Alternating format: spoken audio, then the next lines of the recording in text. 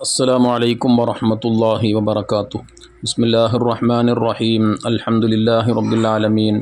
اللهم صل وسلم وبارك على رسولك سيدنا محمد وعلى آله وأصحاب سيدنا ومولانا മുഹമ്മദ്. ഹബീബായ മുത്തുനബി സല്ലല്ലാഹു അലൈഹി വസല്ലമ തങ്ങൾ അവിടുത്തെ സ്വഹാബിമാരിൽ ചിലരോട് ചില സമയങ്ങളിൽ വലപ്പെട്ട വളരെയധികം പ്രാധാന്യമുള്ള ചില വസിയത്തുകൾ പറഞ്ഞതായി ചില ഹദീസ് ഗ്രന്ഥങ്ങളിൽ നമുക്ക് കാണാൻ കഴിയും. അക്കൂട്ടത്തിൽപ്പെട്ട ഒന്നാണ് മഹാനായ അബൂദർ ഗിഫാരി റളിയല്ലാഹു തആല അൻഹു ഹബീബായ മുത്തുനബി സല്ലല്ലാഹു അലൈഹി വസല്ലമ തങ്ങളോട്, നബിയെ, എന്നോട് വസിയത്തായി അവിടുന്ന് ചില നിർദ്ദേശങ്ങൾ നൽകണം എന്ന് പറഞ്ഞപ്പോൾ മുത്തുനബി സല്ലല്ലാഹു അലൈഹി വസല്ലമ തങ്ങൾ മഹാനവരോട് പറഞ്ഞു, ഊസീക ബിത്തഖ്വല്ലാഹി അസ്സ വജൽ, നിങ്ങൾ അള്ളാഹുവിനെ അങ്ങേയറ്റം തഖ്വ ചെയ്ത് ജീവിക്കണം. അള്ളാഹുവിനെ ഭയപ്പെട്ട് നിങ്ങളെ രഹസ്യത്തിലും പരസ്യത്തിലുമൊക്കെ റബ്ബിനെ ഭയപ്പെട്ട് ചെയ്യുന്ന ഓരോ കാര്യങ്ങളും എൻ്റെ റബ്ബ് കാണുന്നുണ്ട്, അറിയുന്നുണ്ട്.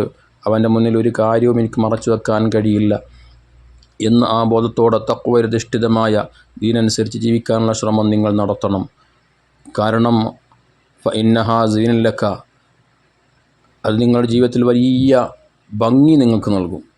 അഥവാ ഒരു മനുഷ്യനായി ജീവിക്കാൻ കഴിയുമ്പോൾ ഒരു തെറ്റുകുറ്റങ്ങളും ചെയ്യാതെ, ആരെക്കൊണ്ടും പറയിപ്പിക്കാതെ, ആരെക്കൊണ്ടും മോശമായ രീതിയിൽ ആണ് അയാളുടെ ജീവിതം എന്നൊന്നും പറയിപ്പിക്കാതെ റബ്ബിനെ ഭയപ്പെട്ടുകൊണ്ട് തഖ്വയധിഷ്ഠിതമായ ജീവിതം നയിക്കുമ്പോൾ ഏവരാലും ആദരിക്കപ്പെടുമെന്ന കാര്യത്തിൽ തർക്കമില്ലല്ലോ.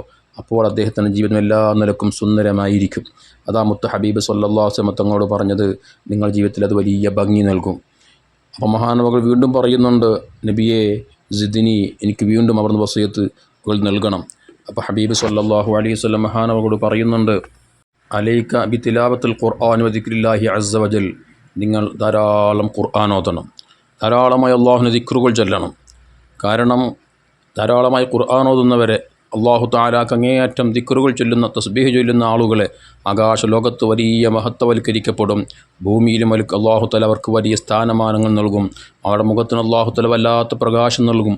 കാരണം റബ്ബിൻ്റെ ഖുർആൻ അതിലേക്ക് ഇങ്ങനെ നോക്കി പാരായണം ചെയ്യുമ്പോൾ തന്നെ ആ കണ്ണിനെ നോക്കുന്ന മുഖത്തിനൊക്കെ വല്ലാത്തൊരു പ്രഭ അള്ളാഹു തആല നൽകുകയാണ്. റബ്ബിനെ ഒഴിഞ്ഞിരുന്ന് സ്മരിക്കുകയാണ്, അള്ളാഹുവിനെ ദിക്ർ ചൊല്ലുകയാണ്. തസ്ബീഹും തഹ്മീദും തക്ബീറും ചൊല്ലി റബ്ബിൻ്റെ മഹത്വങ്ങൾ ഇങ്ങനെ വാഴ്ത്തി പറയുമ്പോൾ അദ്ദേഹം ആ സമയങ്ങളിലൊക്കെ തെറ്റുകുറ്റങ്ങളിൽ നിന്ന്, മോശമായ സംസാരങ്ങളിൽ നിന്ന്, മോശമായ ചിന്തകളിൽ നിന്ന്, മോശമായ പ്രവർത്തനങ്ങളിലൊക്കെ മാറി നിന്ന് റബ്ബിനുമായി അദ്ദേഹം നേരിട്ട് അഭിമുഖ സംഭാഷണം നടത്തുകയാണ്.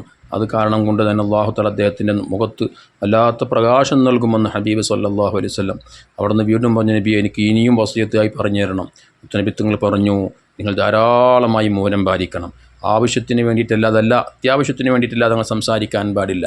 കാരണം അങ്ങനെ ആ രീതിയിൽ ജീവിക്കുമ്പോൾ ശൈത്താനെ നിങ്ങളിൽ നിന്നും അകറ്റുകയാണ് നിങ്ങൾ ചെയ്യുന്നത്.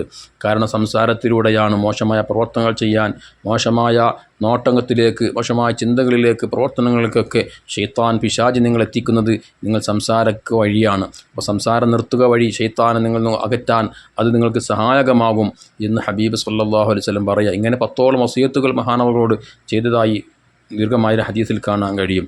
അല്ലാഹു തആല ഹബീബ് സല്ലല്ലാഹു അലൈഹി വസല്ലം തങ്ങളുടെ ഈ വിലപ്പെട്ട നിർദ്ദേശങ്ങൾ നമ്മുടെ ജീവിതത്തിലും പകർത്തി ജീവിക്കാൻ, അതുവഴി ലോക വിജയികൾപ്പെടാൻ റബ്ബ് നമുക്ക് സൗഭാഗ്യം തരട്ടെ. ആമീൻ. അസ്സലാമു അലൈക്കും വറഹ്മത്തുള്ളാഹി വബറകാതുഹു.